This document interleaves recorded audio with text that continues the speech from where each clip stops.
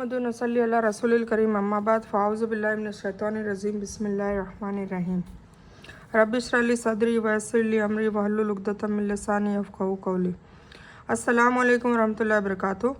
अल्हम्दुलिल्लाह हम सूरह इब्राहिम शुरू कर रहे हैं और पारा नंबर 13 है और हमने मज़ीद इसमें सूरह यूसुफ़ और सूरह राद भी कंप्लीट कर लिए और अब मज़ीद हम सूरह इब्राहिम स्टार्ट कर रहे हैं। ठीक है, सूरह इब्राहिम औज़ुबिल्लाहि मिनश्शैतानिर्रजीम बिस्मिल्लाहिर्रहमानिर्रहीम। सूरह इब्राहिम मक्का में उतरी और इसकी 52 आयतें और 7 रुकू है। अल्लाह के नाम से शुरू करता हूँ जो बड़ा मेहरबान निहायत रहम करने वाला है। अलिफ राम रा, यह सबसे अच्छी किताब हमने आपकी तरफ उतारी है कि आप लोगों को अंधेरे से उजाले की तरफ लाएं उनके रब के हुक्म से, ज़बरदस्त तारीफ़ वाले अल्लाह के रास्ते की तरफ, है ना। अब ये आ गया कितनी बार, कई बार बताया गया है कि जो रास्ता सीधा रास्ता है उसका जो मंजिल है, उसका जो तरीका है वो कहाँ हमें मिलेगा, सिर्फ़ और सिर्फ इस कुरान पाक में जो अंधेरे से उजाले की तरफ लाती है। किताब से मुराद हकीकी किताब है और मुराद तौरात इंजिल का इल्म है, यानी अहले किताब में वे लोग जो मुसलमान हो गए हैं जैसे अब्दुल्ला बिन सलाम, सलमान फ़ारसी और तमीमदारी वगैरह, यानी यह भी जानते हैं कि यह भी जानते हैं कि मैं अल्लाह का रसूल हूँ। अरब के मूर्ति पूजक खास मसलों में अहले किताब से सवाल करते और उनसे पूछते थे। अल्लाह ताला ने उनको हिदायत अता किया कि अहले किताब जानते हैं, उनसे तुम पूछ लो। कुछ आलिम कहते हैं कि किताब से मुराद कुरान है और किताब का इल्म रखने वाले मुसलमान हैं, और कुछ आलिमों ने किताब से मुराद लोहे महफूज भी लिया है। जिस अल्लाह ही का है जो कुछ आकाशों और धरती में है, और काफिरों के लिए सख्त अजाब की मुसीबत है। जो आखिरत के मुकाबले में दुनियावी ज़िंदगी का मोह करते हैं और अल्लाह की राह से रोकते हैं और उसमें टेढ़ापन पैदा करना चाहते हैं, यही लोग परले दर्जे में गुमराही में है ना। मतलब अल्लाह की राह में, नेक राह से रोकते हैं और बरखलाते हैं कि नहीं नहीं ये चीज़ें नहीं माननी है, हम तो बुज़ुर्गों का दीन ही मानेंगे। तो उन लोगों के लिए अल्लाह ताला क्या कह रहा है कि वो परले दर्जे के गुमराह है। और हमने हर नबी को उसकी कौम की ही भाषा में भेजा, है ना, हर नबी को, ताकि वो समझ सके अच्छे से, ताकि उनके सामने वाज़े तौर से बयान कर दे। अब अल्लाह जिसे चाहे भटका दे और जिसे चाहे रास्ता दिखा दे, वह ज़बरदस्त और हिकमत वाला है। उसके बावजूद भी कुछ नसीहत नहीं हासिल करते, कुछ कर लेते हैं, तो ये अल्लाह को ही पता है। याद करो जबकि हमने मूसा को अपनी निशानियाँ देकर भेजा कि तू अपनी कौम को अंधेरे से उजाले में निकाल और उन्हें अल्लाह के एहसान याद दिला।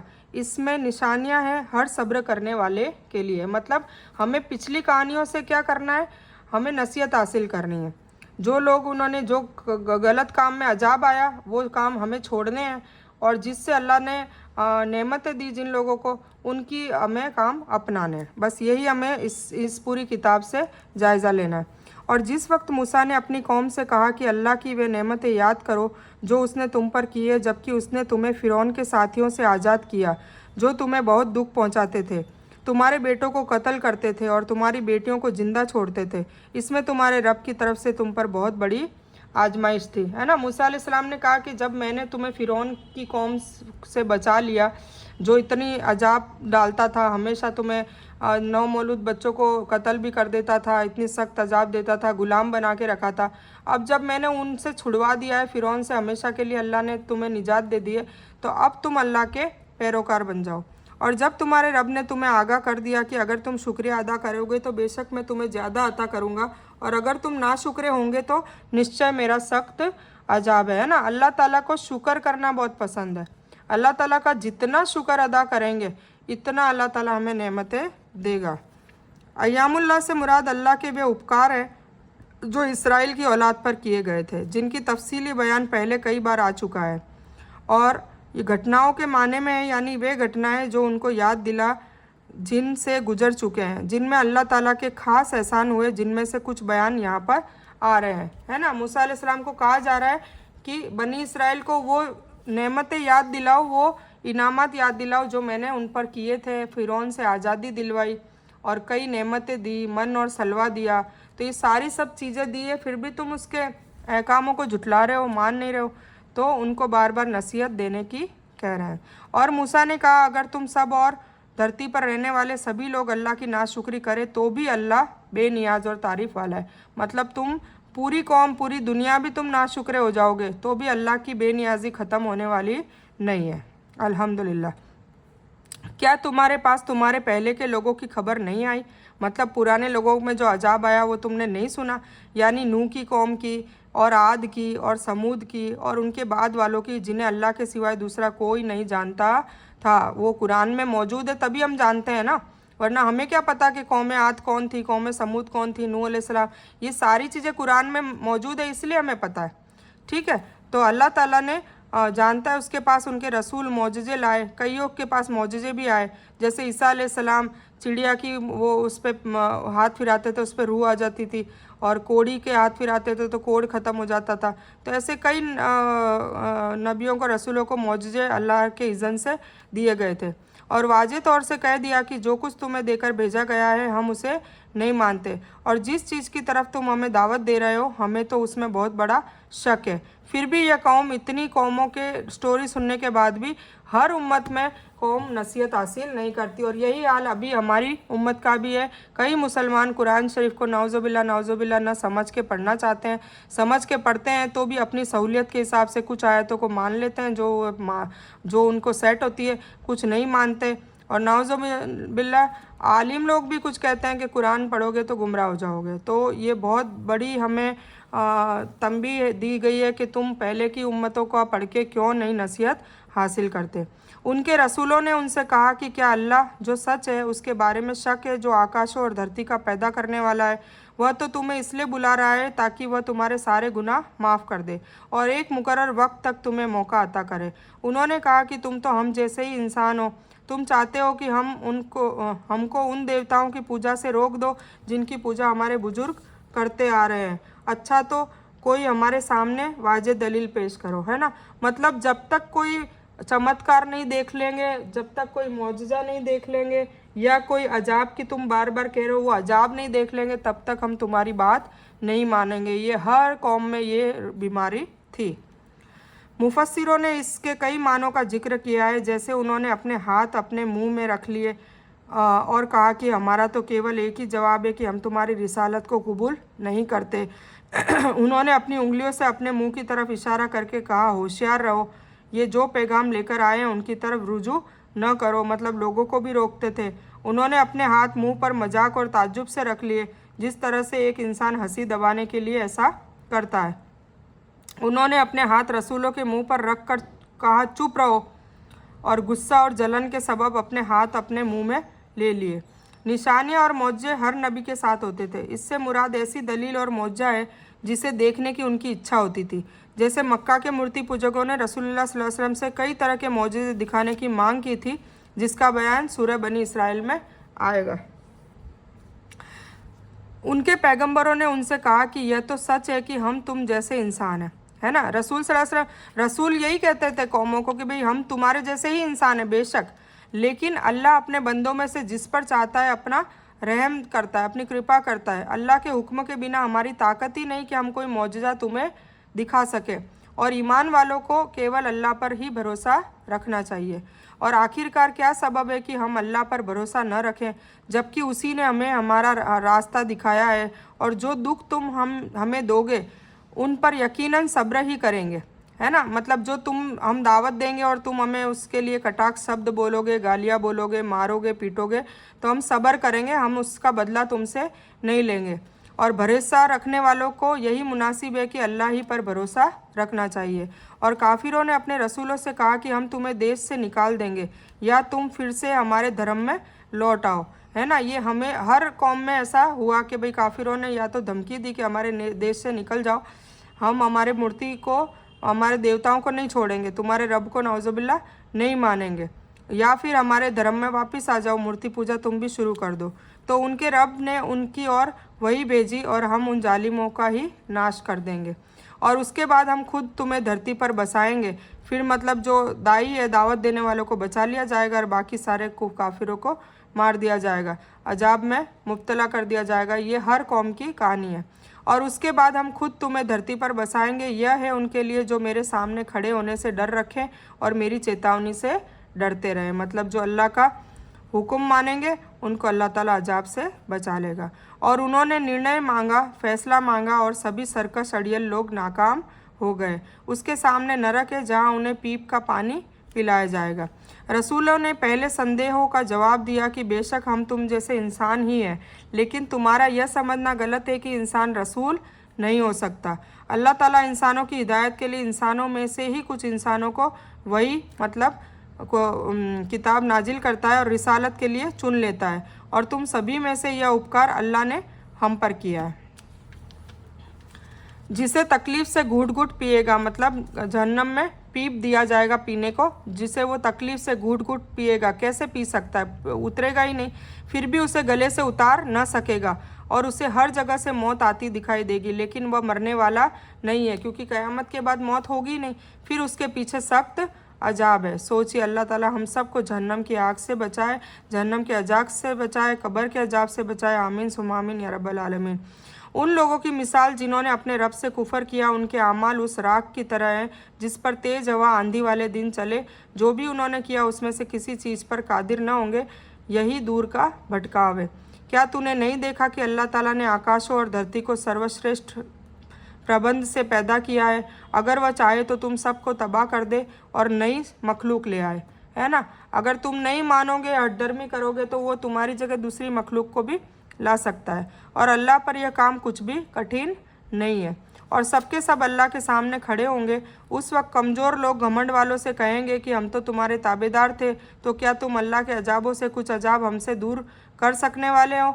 वे जवाब देंगे कि अगर अल्लाह हमें हिदायत देता तो हम भी तुम्हें हिदायत देते। अब तो हम पर बेकरारी और सब्र रखना दोनों बराबर है, हमारे लिए कोई भी छुटकारा नहीं है।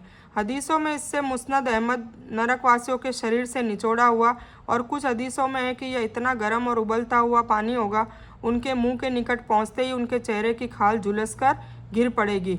नाउजुबिल्ला नाउजुबिल्ला। और एक घूंट पीते ही पेट की आंतें पाखाने के रास्ते से निकल पड़ेगी। यानी सभी महशर के मैदान में फैसले वाले दिन जहाँ सभी जमा होंगे, अल्लाह के सामने होंगे, कोई कहीं छिप नहीं सकेगा। और जब काम का फैसला कर दिया जाएगा तो शैतान कहेगा कि अल्लाह ने तो तुम्हें सच वादा दिया था और मैंने तुमको जो वादा दिया उसके खिलाफ़ किया। मेरा कोई दबाव तुम पर तो था नहीं। हाँ, मैंने तुम्हें पुकारा, तुमने मेरी मान ली। अब तुम मुझ पर इल्ज़ाम न लगाओ, बल्कि खुद अपने आप को धिक्कारो। न मैं तुम्हारी मदद कर सकता हूँ और न मैं तुम्हारी फरियाद को पहुँचने वाला हूँ। मैं तो शुरू से ही मानता ही नहीं कि तुम मुझे इससे पहले अल्लाह ताला का साझीदार समझते रहे। बेशक जालिमों के लिए दुखदाई अजाब है। देखिए, इब्लिस वहाँ पर कहेगा कि भाई मैंने तो तुम्हें पुकारा था, तुमने मेरी बात क्यों मानी, ठीक है, और अब मेरे पे इल्ज़ाम मत लगाओ कि तुम्हारी वजह से मैं जहन्नम में जा रहा हूँ। तुमने अपनी खुद ही तुम अपने आप को धिक्कारो। तो सोचिए, इब्लिस भी वहाँ पर हाथ खड़े कर देगा मैदान अशर में कि तुमने मेरी बात को क्यों माना। तो हमें सोचना चाहिए, हमें इब्लिस का साथी न बनकर उसका दुश्मन बनना चाहिए, और हमें मुसलमान और मोमिन बनना चाहिए। और जो लोग ईमान लाए और नेकी के काम किए, उनके लिए जन्नतों में दाखिल किए जाएंगे, जिनके नीचे नहरें बह रही है, जहाँ वे हमेशा हमेशा रहेंगे, और अपने रब के हुक्म से, जहाँ उनका खैर मकदम मतलब स्वागत किया जाएगा सलाम ही सलाम से। फरिश्ते चारों तरफ से सलाम कर रहे होंगे।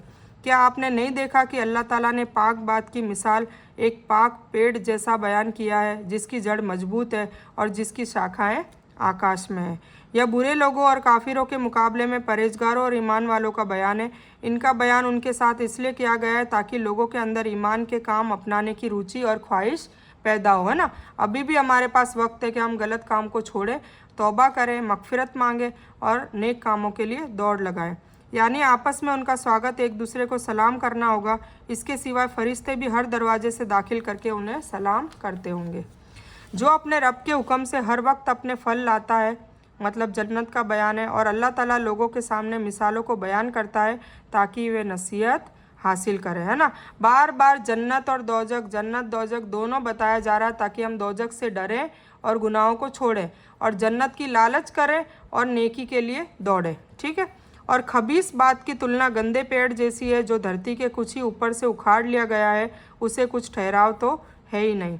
ईमान वालों को अल्लाह ताला पक्की बात के साथ कायम रखता है, दुनियावी ज़िंदगी में भी और आखिरत में भी। हाँ, जालिम इंसानों को अल्लाह भटका देता है और अल्लाह जो चाहे कर डाले। क्या आपने उनकी तरफ नज़र नहीं डाली जिन्होंने अल्लाह की नेमत के बदले नाशुक्री जाहिर की और अपनी कौम को तबाही के घेर में ला उतारा, यानी नरक में, जिसमें यह सब जाएंगे जो बुरा ठिकाना है। इसका मतलब यह है कि ईमान वालों की मिसाल उस पेड़ जैसी है जो गर्मी सर्दी हर मौसम में फल देता है। मतलब जो ईमान वाले हैं वो चाहे उनके तरफ खुशी हो या गम हो, वो ठहरा रहता है, वो सब्र करता रहता है, उसके मिजाज में या उसके कथन में या उसके अमल में कोई बदलाव नहीं आता, ठीक है, क्योंकि वो एक मजबूत पेड़ की तरह हो जाता है। इसी तरह ईमान वालों के नेकी के काम रात दिन हर पल में आकाश की तरफ ले जाए जाते हैं। पाक कलीमा से इस्लाम या ला इलाहा इल्लल्लाह और पाक पेड़ से खजूर का पेड़ मुराद है, जैसा कि हदीस से साबित है, ठीक है। बुरे वाक्य से मुराद कुफ्र और बुरे पेड़ से इंद्रयान का पेड़ मुराद है, जिसकी जड़ धरती के ऊपर ही होती है और जरा इशारे से उखड़ जाती है। यानी काफिर के अमल की कोई कीमत नहीं है, न वे आकाश पर जाते हैं न अल्लाह के दरबार में कबूल होते हैं। मतलब काफिर अगर कोई नेक काम भी कर रहा होता है, कोई इक्का दुक्का, तो वो भी ऊपर तक पहुंच नहीं पाता। इसका तफसीर सही बुखारी में है कि इससे मुराद मक्का के काफिर है, ठीक है, जिन्होंने मोहम्मद सल्लल्लाहु अलैहि वसल्लम की रिसालत की मुखालफत करके बद्र की जंग में मुसलमानों से लड़ाकर अपने लोगों को ही कत्ल करवा डाला था और उन्होंने अल्लाह के बराबर बना लिए कि लोगों को अल्लाह के रास्ते में भटकाएं। कह दीजिए कि ठीक है, मज़ा उड़ा लो, तुम्हारा मुकाम तो आखिर में नरक है। मेरे ईमान वाले बंदों से कह दीजिए कि नमाज को कायम रखें और जो कुछ हमने उन्हें दे रखा है उसमें से कुछ छिपाकर और कुछ खुलकर खर्च करते रहे, है ना। हर बार नमाज को कायम रखना और ज़कात देते रहना, सदका देते रहना, फितरा देते रहना, मतलब फ़ी सबीलिल्लाह, अल्लाह की राह में खर्च करना, कुछ छिपाकर और कुछ खुलेआम। इससे पहले वह दिन आ जाए कि जिसमें न कोई खरीदो फरोख्त होगी न दोस्ती और प्रेम, मतलब क़यामत तक ऐसा ना हो कि मतलब करते रहे इससे पहले कि क़यामत आ जाए।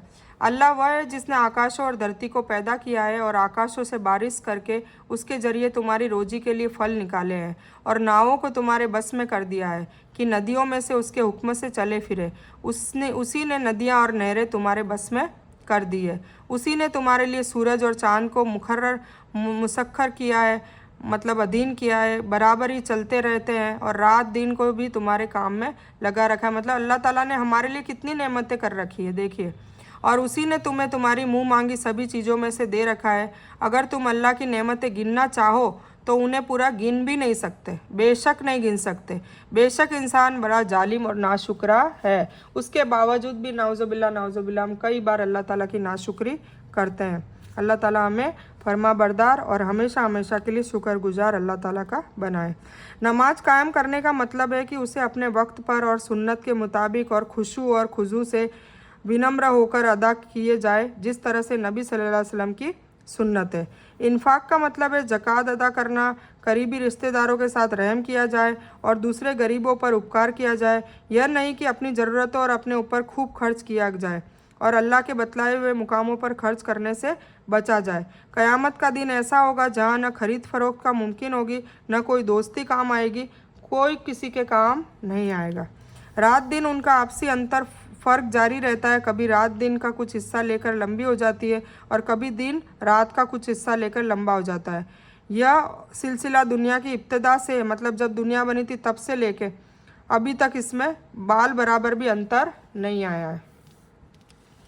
इब्राहिम की यह दुआ भी याद करो जब इब्राहिम ने कहा कि ए मेरे रब, इस नगर को सलामती वाला बना दे और मुझे और मेरी औलाद को मूर्ति पूजा से महफूज रख।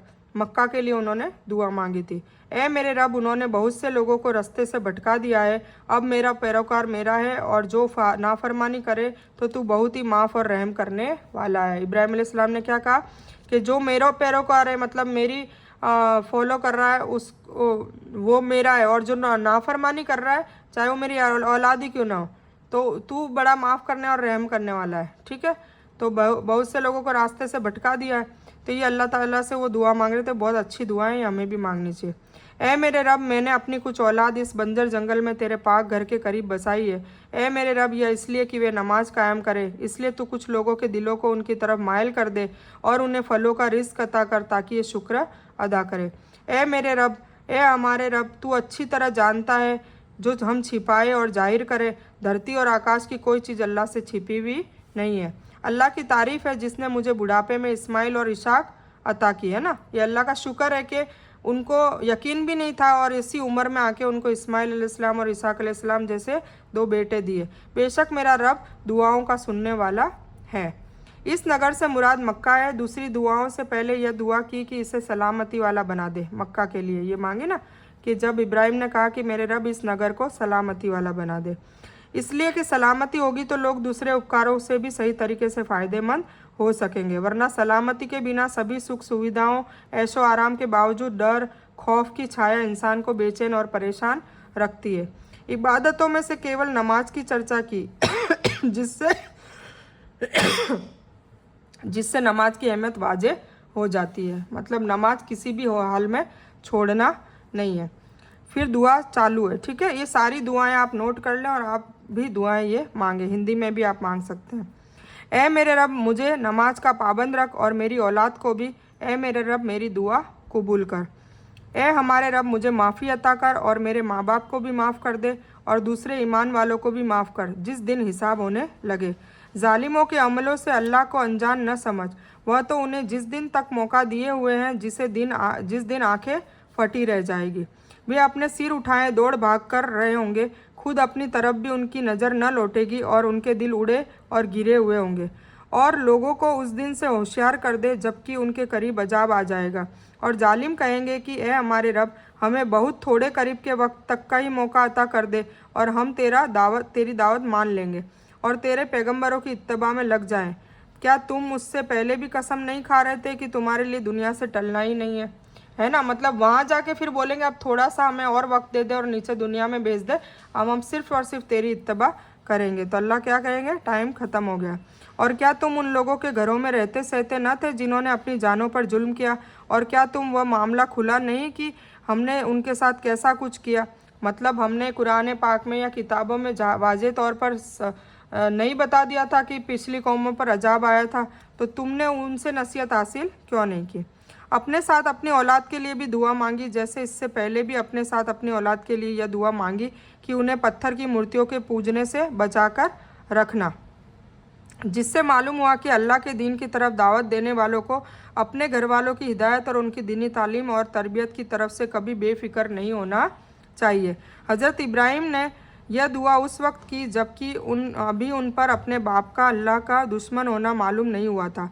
जब यह वाजे हो गया कि मेरा बाप अल्लाह का दुश्मन है तो उससे अपने को अलग कर लिया, इसलिए कि मूर्ति पूजक के लिए निजात और माफ़ी की दुआ करना जायज़ नहीं है, चाहे वह कितना खास और नज़दीकी ही क्यों ना हो। तुम्हारे समझाने को बहुत सी मिसालों को बयान कर दिया है और यह अपने चाल चल रहे हैं और अल्लाह को उनकी सभी चालों का इल्म है। उन्हें उनकी चालें ऐसी न थी कि उनसे पहाड़ अपनी जगह से टल जाए। आप यह कभी ख्याल ना करें कि अल्लाह अपने नबियों से वादों के खिलाफ करेगा। अल्लाह बड़ा ज़बरदस्त और बदला लेने वाला है। जिस दिन धरती इस धरती के अलावा दूसरी ही बदल दी जाएगी, आकाशों को भी, और सभी के सभी अल्लाह के ज़बरदस्त के सामने होंगे, है ना। सब अल्लाह ताला के सामने आ जाएंगे क़यामत के दिन। और आप उस दिन मुजरिमों को देखेंगे कि जंजीरों में मिले जुले एक जगह पर जकड़े होंगे, उनके कपड़े गंधक के होंगे और आग उनके मुंह पर चढ़ी होगी, नाउज़ुबिल्लाह।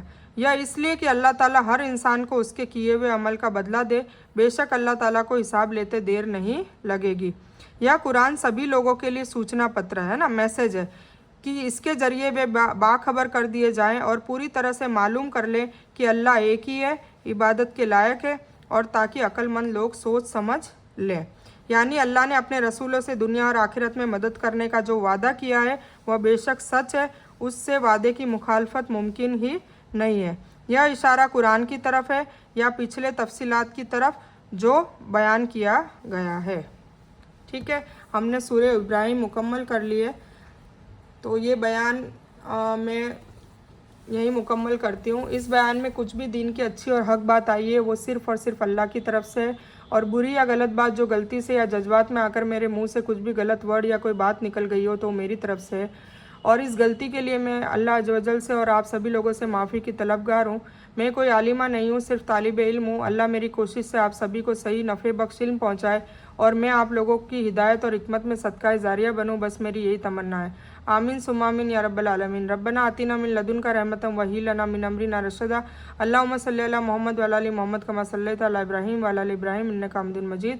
اللہم بارک علی محمد وعلی آل محمد کما بارکت علی ابراہیم وعلی آل ابراہیم انک حمید مجید۔ وآخر دعوانا ان الحمد للہ رب العالمین۔